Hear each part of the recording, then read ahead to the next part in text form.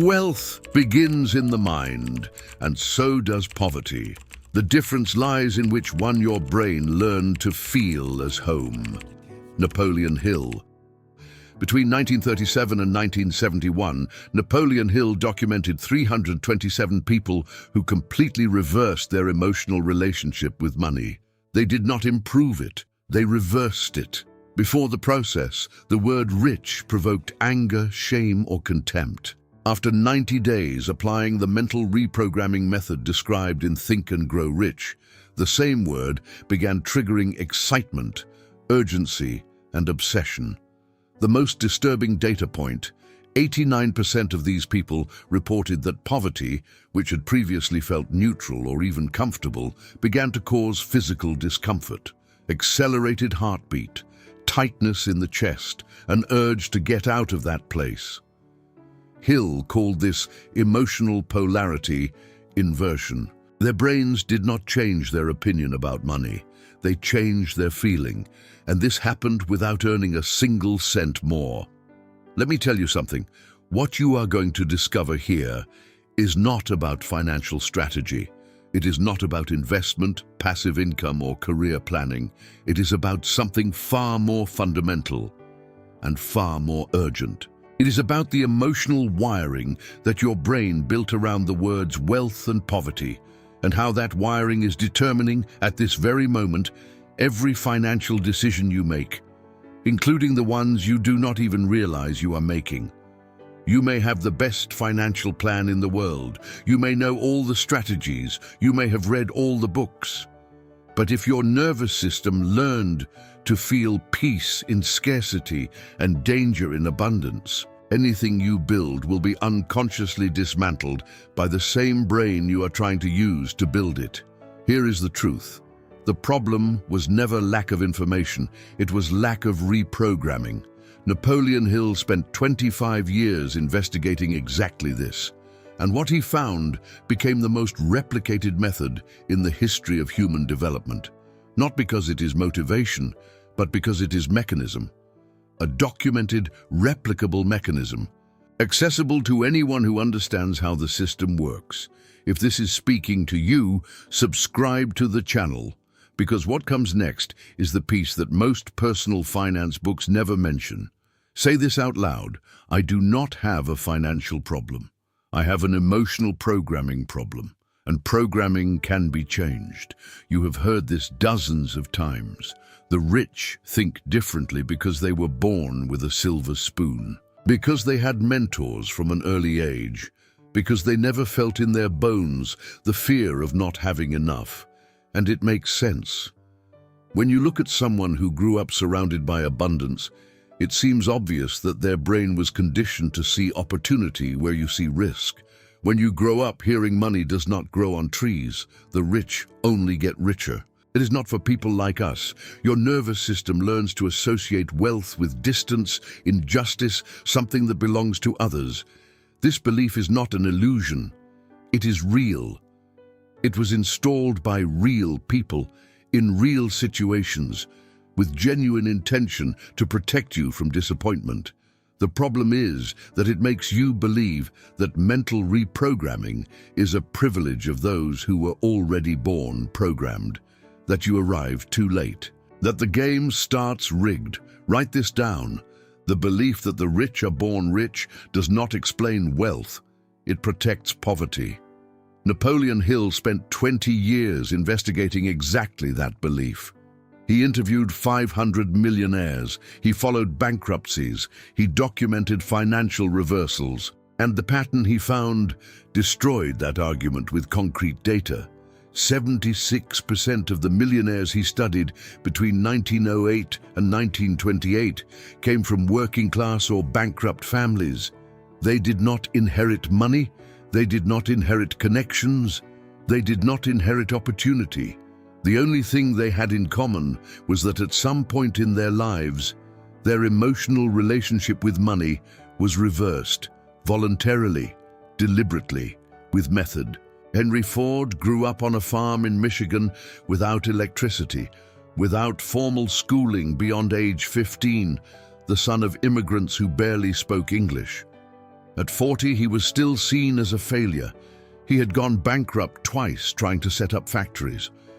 What changed was not his financial situation before the Model T. It was his emotional relationship with the word impossible. Andrew Carnegie arrived in the United States at 13 without speaking English, working 12 hours a day in a cotton factory for $1.20 a week. He did not inherit a wealth mindset. He deliberately reprogrammed his brain until poverty became unbearable and wealth became inevitable. Say this out loud. The rich are not born rich.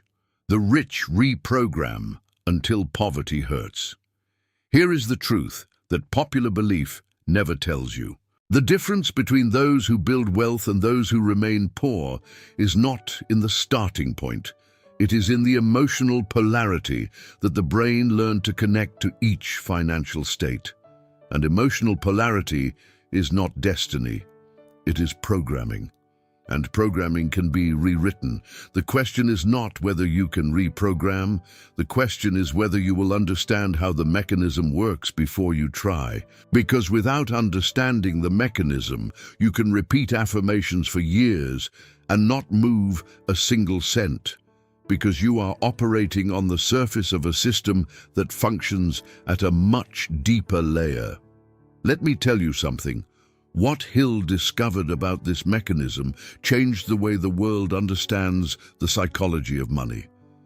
And modern neuroscience took decades to confirm what he mapped empirically by observing 500 people. Let us go into that mechanism now. Your brain is not born associating pleasure or pain with abstract concepts like wealth or poverty. It learns.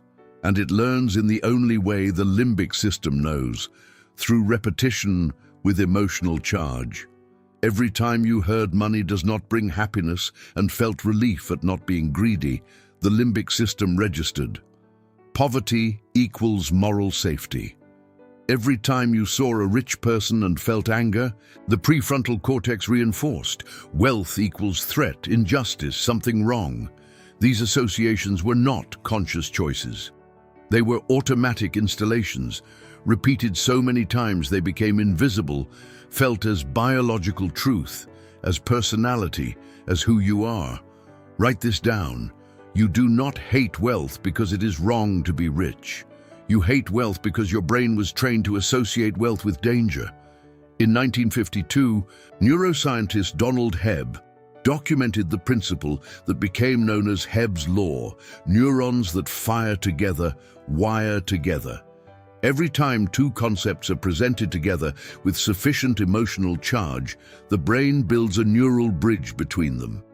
With enough repetition, that bridge becomes a highway, automatic, instantaneous, difficult to perceive because it happens before consciousness processes it. Napoleon Hill discovered this 45 years before Hebb, without magnetic resonance imaging, simply by observing 500 millionaires repeat the same phrase every morning until the entire body reacted differently to the word rich.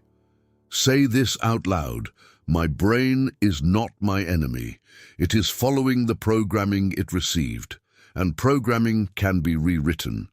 Here is the complete mechanism. Your limbic system, the part of the brain responsible for emotion and memory, does not distinguish between real experience and verbal repetition with sufficient emotion. This was documented in 2001 by neuroscientist Antonio Damasio at the University of Southern California. When you repeat a phrase with genuine emotional charge, the limbic system registers it as if it were a lived experience. And lived experience repeated enough times creates emotional automatism. That is why Hill insisted that autosuggestion is not positive thinking. It is emotional circuit reprogramming. You are not convincing your conscious mind of something. You are installing a new association in the system that operates below consciousness, the same system that decides, before you think, whether a financial opportunity feels safe or threatening. Let me tell you something. Every time you procrastinated on a call that could have closed a deal, every time you rejected an opportunity that seemed too good, Every time you spent money you had just earned without being able to explain why. It was not lack of discipline, it was the limbic system executing the programming it received.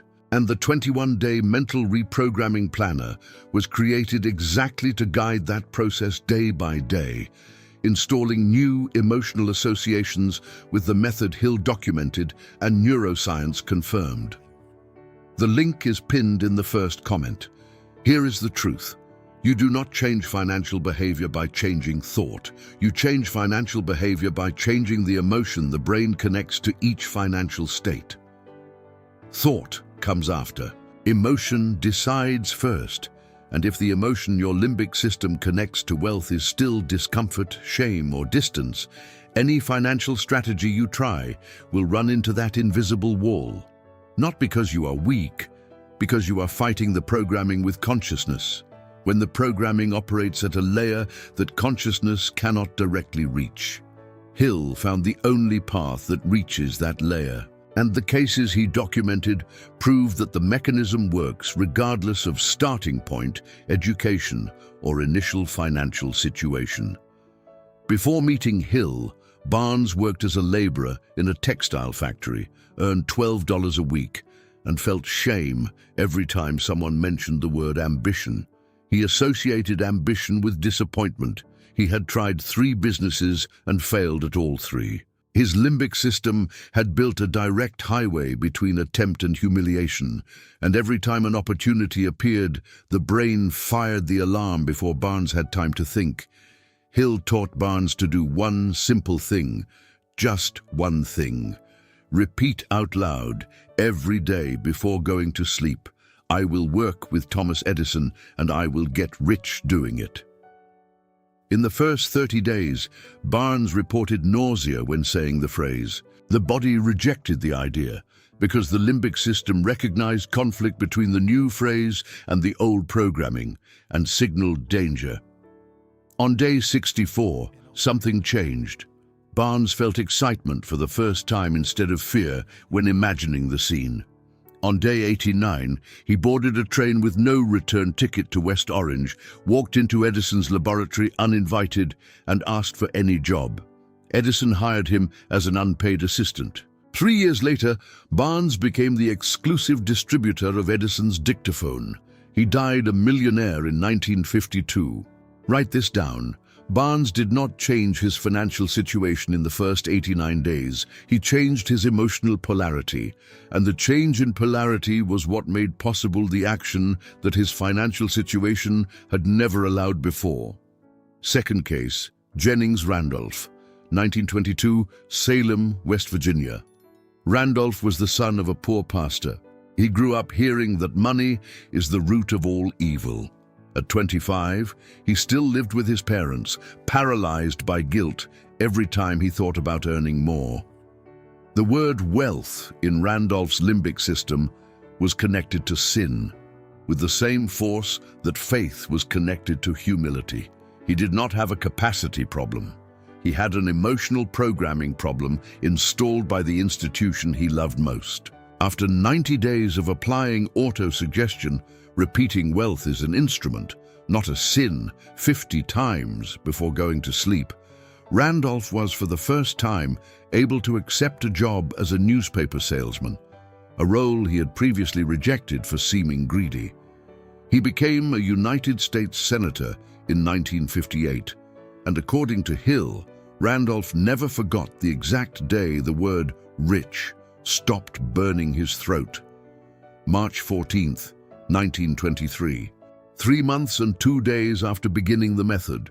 Say this out loud. The date when poverty starts to hurt is the day when wealth begins to be built. Let me tell you something. Barnes and Randolph were not exceptional. They had no genetic advantage, no inheritance, no network of contacts. The only thing they had in common was that they decided at a specific moment to stop fighting the programming with willpower and to start rewriting the programming with the only method that reaches the limbic system directly. Repetition out loud, with genuine emotion, every day, without stopping. Here is the truth that both cases prove. The brain does not change its mind about money when you learn more. It changes its feeling when you install a new emotional association with enough repetition. And when the feeling changes, the action changes automatically, because the limbic system stops firing alarm and starts firing excitement in the right place. Barnes did not decide to be courageous on day 89. His brain simply stopped signaling danger, and courage was no longer necessary. The question Hill asked every person before beginning the reprogramming process was this: when you imagine your life 10 years from now with a lot of money, the first feeling that comes is excitement or guilt. For most people, it is guilt or shame, or the inner voice that says, "Who do you think you are?" That first feeling is not a moral weakness. It is neurological data. It is the exact map of where the programming is installed and what needs to be rewritten. Write this down. The first feeling that comes when you think about being rich is the diagnosis. And correct diagnosis is the beginning of any real cure. From today, you rebuild emotional polarity in 3 layers. The first is mapping. You stop now, not later now, and answer with brutal honesty. What do you feel when you think of the word millionaire? If the answer includes any variation of shame, distance, injustice, or "it is not for me," you have located the programming that is costing you money. Do not judge. Map. Because you cannot rewrite what you cannot see.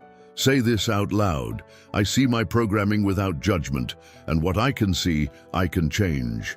The second layer is installation. Hill called it auto-suggestion. Neuroscience calls it emotional conditioning through directed repetition. The process is simple and precise. You choose a phrase that your subconscious still rejects, because rejection is the signal that you have arrived at the right place.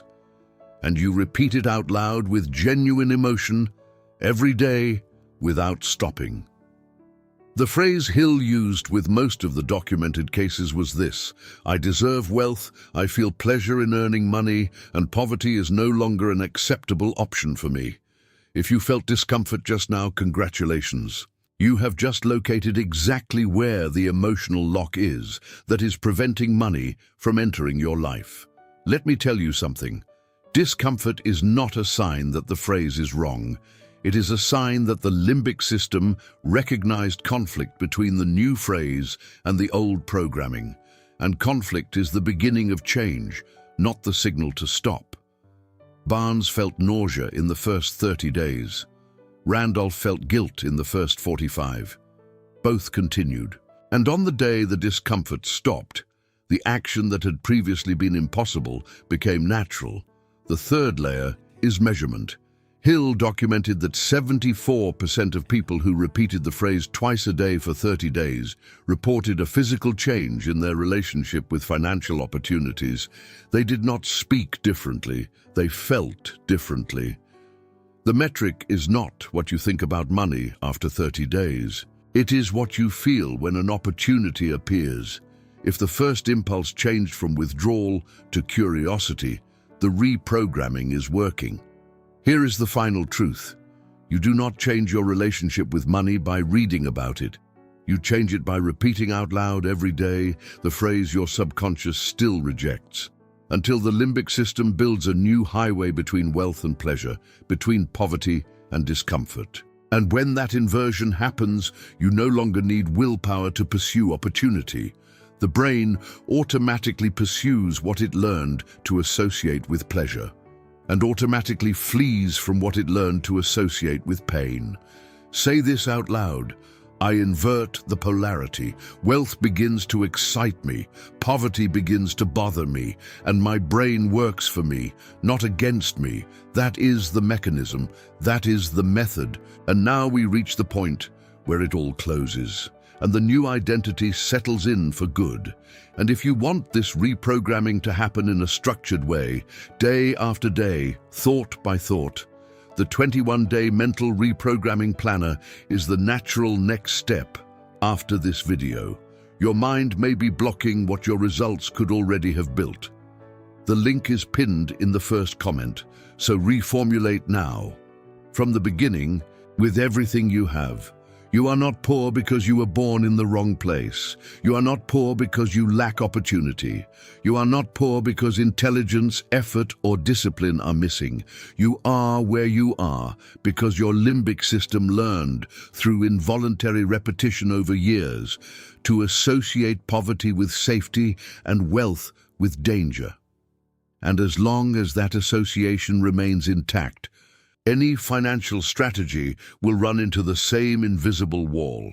The good news, the only news that matters, is that emotional association can be rewritten with method, with repetition, with precision. Napoleon Hill documented 327 complete emotional polarity inversions. Barnes, Randolph, Ford, Carnegie. People who started out hating the idea of wealth and ended up physically uncomfortable with the idea of poverty. Not because they became rich first, because they reprogrammed the brain first.